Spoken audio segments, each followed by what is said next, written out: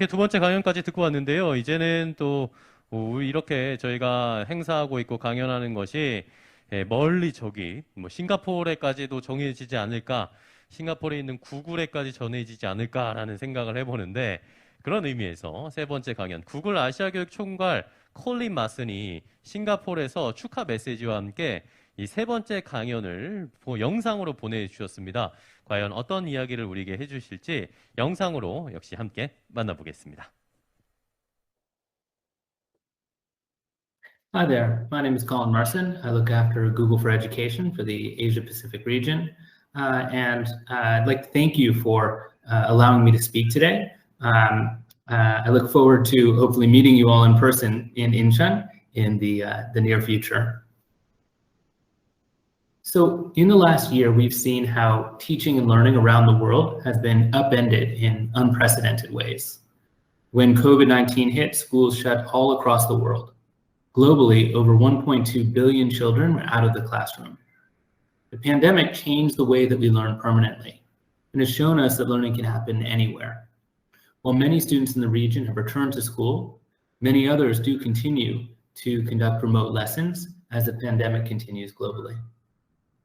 As educators worldwide have reinvented their practice with passion, with creativity, and with commitment, we've been honored to be able to do what we can to work on solutions that lighten the load of these real heroes. For example, the number of users of Google Classroom doubled from 50 million to 100 million last March alone, and has now tripled to over 150 million. It's continued to grow, with a lot of that growth happening right here in the Asia Pacific and in Korea in particular. So from a Google perspective, it really all started with search and the ability to access information. The way in which people understand and apply that information can be transformative for themselves, for their communities, and for the world. So learning makes information useful, which is why it sits across everything that we do at Google. We believe that no matter our backgrounds, everyone deserves access to great learning experiences. The ability to learn in the classroom, at home, and everywhere in between has never been more important than it is today. So when a student has everything they need to learn in a way that works for them, powerful things can happen. When it comes to what a student needs to learn, it'll naturally vary from student to student, but some fundamentals apply to all. Students need access to up-to-date curriculum content. They need access to teachers who can guide and support their learning journey. And they need access to tools and resources to support their learning, whether it's a screen reader for visually impaired students or video conference tools for those learning at home. When the fundamental supports and tools of education are provided, possibilities open up and potential can be fulfilled. So we know just how much is involved in making this happen and how many people are involved. There are government and district leaders tasked with designing and delivering a curriculum that resonates with students, while at the same time providing safe, well-resourced schools for students to attend each day. There are school leaders who make decisions about how a school is run and who need to stay abreast of the latest tools to best support the curriculum. Things like augmented reality or VR, robotics, and more. Teaching staff who not only deliver the curriculum, but find ways to teach beyond what's in the textbooks, to ignite passion, and to inspire creative thinking. And of course, there are also parents and guardians who provide the home-based support and scaffolding of school-based learning.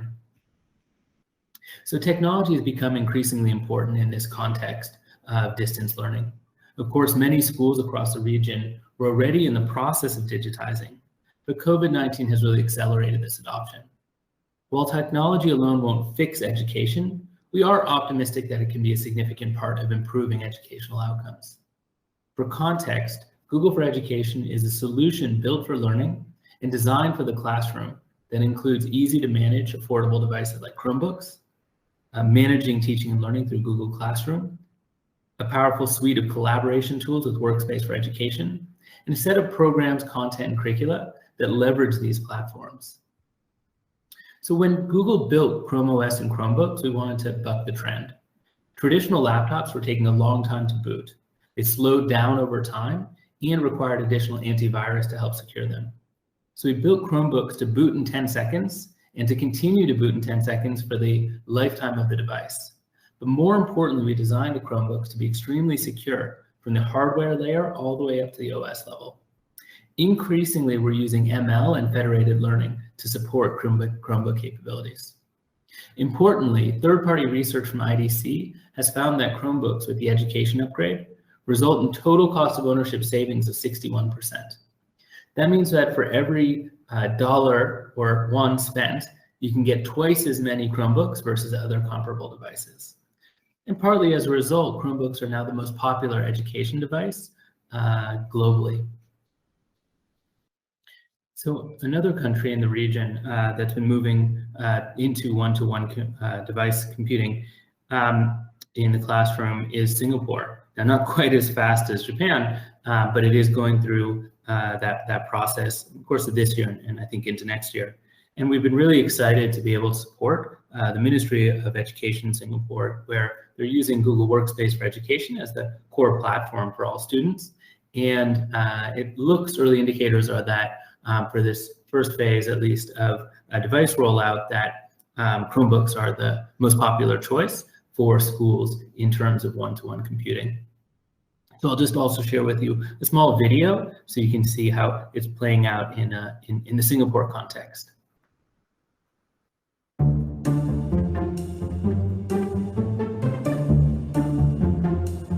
Your password is this. It is exactly your SLS ID. I feel that, in a sense, this equalizes opportunities for my students.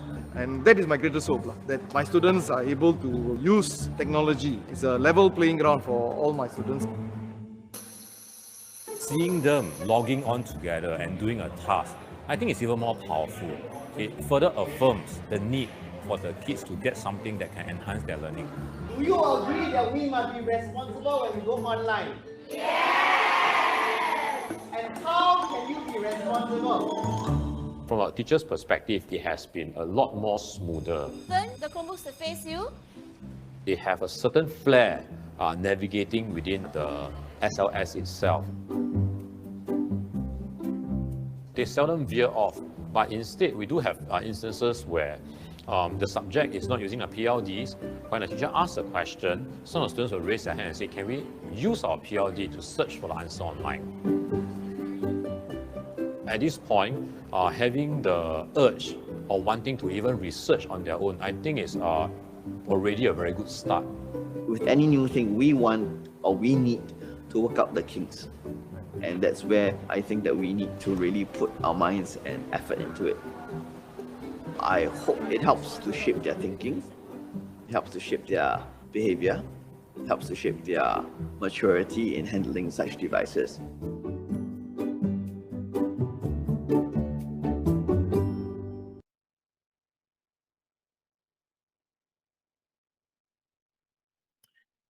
So at the core, obviously, teachers are so important. And so we spend a lot of time thinking about how we can support teachers in terms of training, in terms of empowering teachers.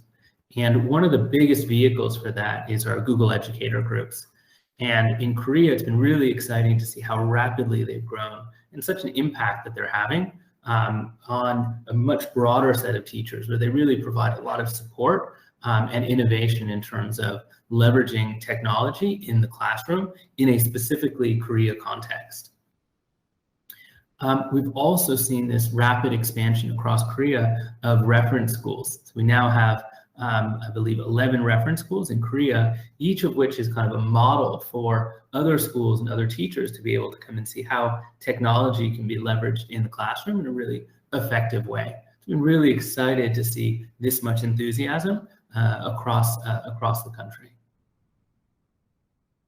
While we've heard from many of our educators in Korea and elsewhere that using Google Classroom and Google Meet have helped, particularly in situations with distance learning, but also back in the classroom. We've heard that the basics of classroom in particular, the ability for teachers to communicate effectively with their students, to hand out work paperlessly, to provide meaningful feedback have been never more important than they are today. And the simplicity, ease of use, and integration of these tools with Workspace have made them approachable to millions of new users. As I mentioned, we know technology alone isn't the complete solution, and there are other factors we have to consider to ensure that technology is effective in remote learning as well as in the classroom environment. So our approach really is to build solutions that are helpful and assistive to every person in the educational system. And in particular, we think a lot about accessibility on a number of dimensions, access to, internet access and access to devices, but also access to tools that accommodate different learning styles, that accommodate different things like visual impairment. So we spend a lot of time investing behind that.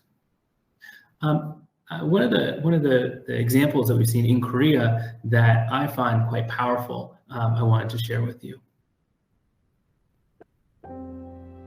역사를 가르치면서 틈날 때마다 하는 말이 역사가 발전할수록 소외되는 사람들이 줄어드는 거다라는 말을 제가 많이 합니다. 예전에는 차별이 당연했던 사람들이 지금은 평등이 당연한 세상이 되고 있고 그런 사람들도 조금 더 평등의 방향으로 나올 수 있어야 한다라는 생각을 심어주고 싶어서 계속 강조를 하고 있습니다. 저는 서현중학교에서 역사를 가르치고 있는 류창동이라고 합니다. 국내 시각장애인 중에서 처음으로 역사 교사가 되었습니다. 역사를 배우고 있는 이 친구들이 자신의 삶에 좀 고민이 되는 순간에 지식들을 적용하는 기회들을 좀 만나게 해주는 게 가장 이상적인 목표인 것 같습니다. 항상 저희를 되게 아껴주시는 게 느껴지고 질문을 되게 자유롭게 하라고 부담스러워하지 말라 이런 말씀을 되게 많이 해주셨던 것 같아요.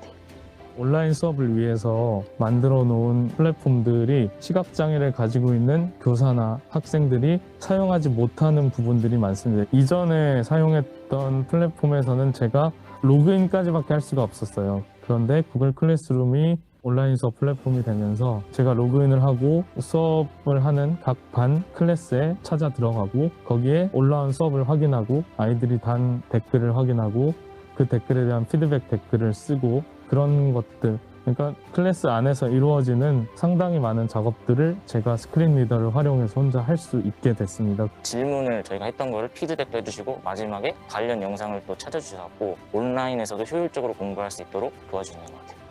제가 잘할 수 있는 부분이 다름이라고 하는 가치를 알려줄 수 있는 일이라고 생각합니다. 아이들이 나중에 주변에 시각장애를 가진 친구나 동료를 만났을 때 공동체 일원으로 받아들일 수 있는 그런 역량을 충분히 기를 수 있는 기회가 될 거라고 생각합니다.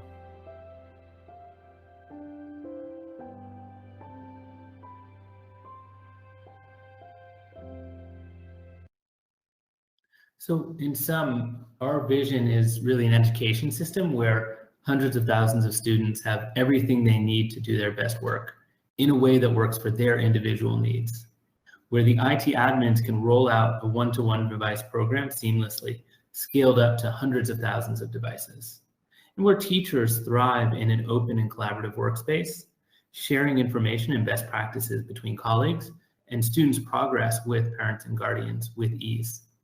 So thank you so much for allowing me to speak today. And again, I look forward to meeting you in person in Incheon, hopefully in the near future. Thank you. 네, 잘 들었습니다.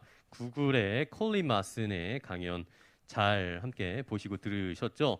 코로나19로 인해서 세계 어디에서나 이 세계 굴지의 기업인 구글에서도 새로운 교육도 그리고 소외되는 사람이 없는 좋은 교육을 위한 열망이 높다는 것을 알 수 있었던 또 좋은 이야기 강연이었습니다. 자,